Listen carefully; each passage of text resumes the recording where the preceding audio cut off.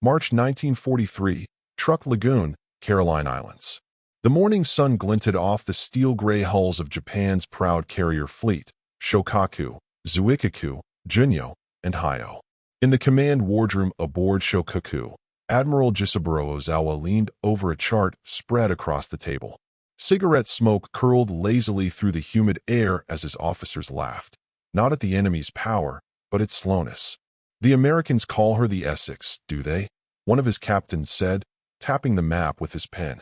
"A floating fortress, perhaps, but she crawls like an ox." Ozawa smiled thinly. "Let them build as many as they wish. Steel can't replace skill. Our Shokaku can outrun anything the Yankees have." Outside, mechanics worked under the tropical sun, their hands black with grease, tuning the engines of Mitsubishi A6M0s lined in perfect symmetry. The pilots who would fly them, veterans of Coral Sea and Santa Cruz, boasted of their kills and mocked the idea of a slow, lumbering American carrier. Across the Pacific, however, at the Newport News shipbuilding yard in Virginia, something vast was taking shape. The USS Essex, CV-9, stood on her keel blocks, a city of steel rising higher than a six-story building, armed with anti-aircraft guns, radar domes, and enough aviation fuel to power an air war on her own.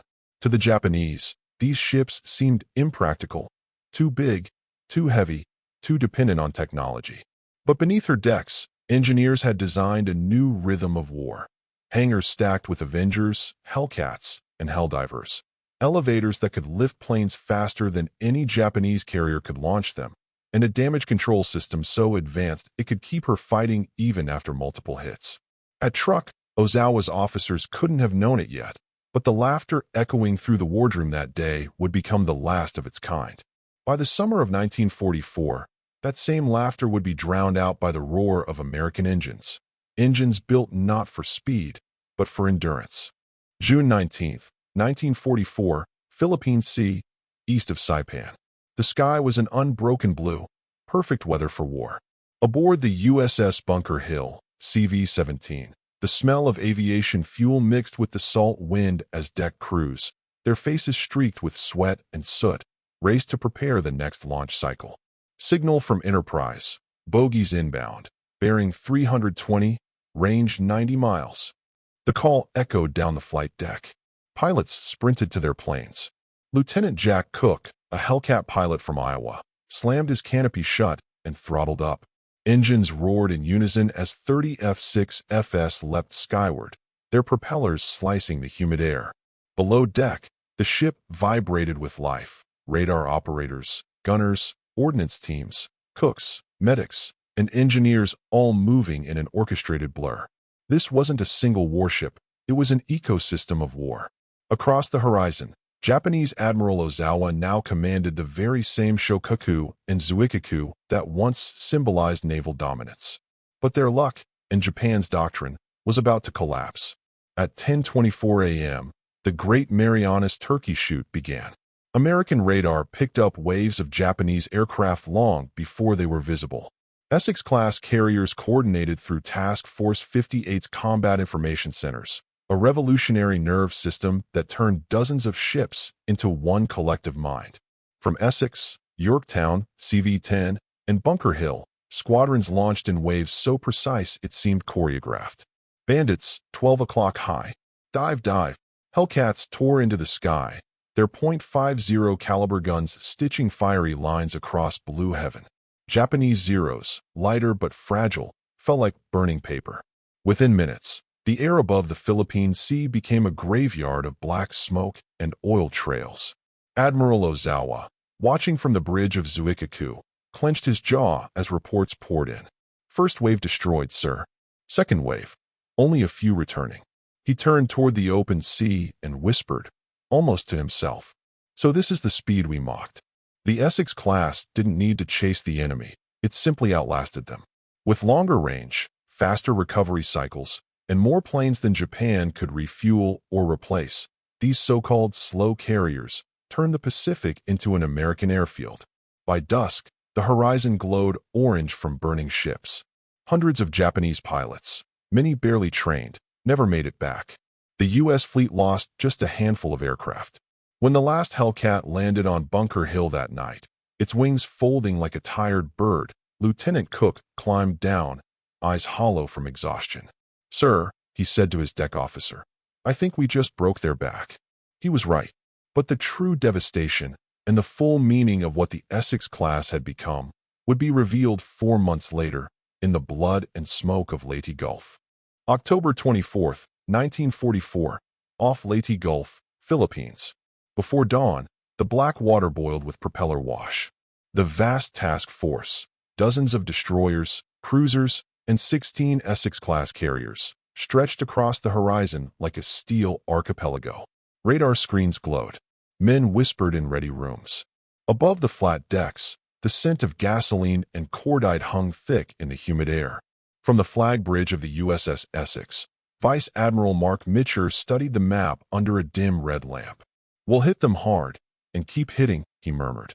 His face was drawn, but his tone calm, the voice of a man who understood that sheer endurance now ruled the Pacific. At 4:35 a.m., signal lamps blinked across the task force. "Launch all aircraft." Engines howled to life. F-6F Hellcats, SB-2C Helldivers, and TBF Avengers rolled forward one after another, their wheels rattling against the deck plates before vanishing into the gray horizon. In less than half an hour, more than 400 aircraft clawed into the sky. Down below, the hangar decks thrummed like factories, elevators lifting planes, armorers reloading, mechanics refueling, cooks hauling trays of coffee to men who hadn't slept in 2 days. Each Essex was a self-contained world. Workshops, hospitals, communication centers, even ice cream parlors. They weren't just ships anymore. They were floating cities of war. Far to the west, the Imperial Japanese Navy's last major carriers, Zuikaku, Zuho, Chitose, and Chiyoda, struggled to form up under a rising sun they would not see set. Fuel was scarce, pilots inexperienced. On Zuikaku's bridge, Captain Keizuka reported to Admiral Ozawa. "Enemy carriers located, bearing 080. Our decks are ready." Ozawa gave a faint nod. "Launch what remains." The order was both defiance and farewell. By mid-morning, Essex-Class squadrons swarmed over the Japanese formation.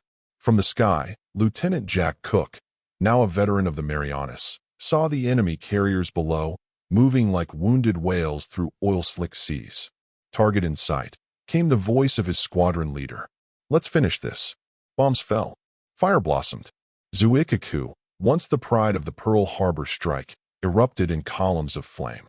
Her crew fought the inferno bravely, but water poured through ruptured decks. As she rolled to port, her ensign still flying, Ozawa stood silently on the bridge. He removed his cap, bowed once, and whispered. The laughter was ours, and our mistake.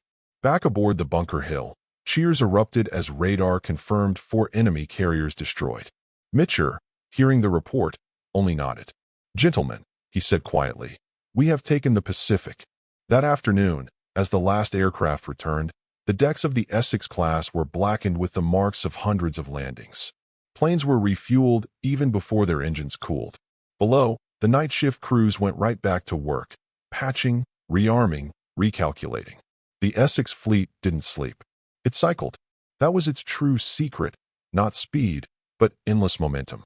By year's end, from the Philippines to Okinawa, these carriers became the moving capitals of the Allied advance, floating command posts, air bases, and lifelines that no storm or torpedo could silence for long.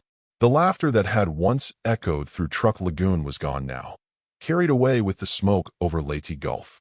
The Pacific belonged to the Essex.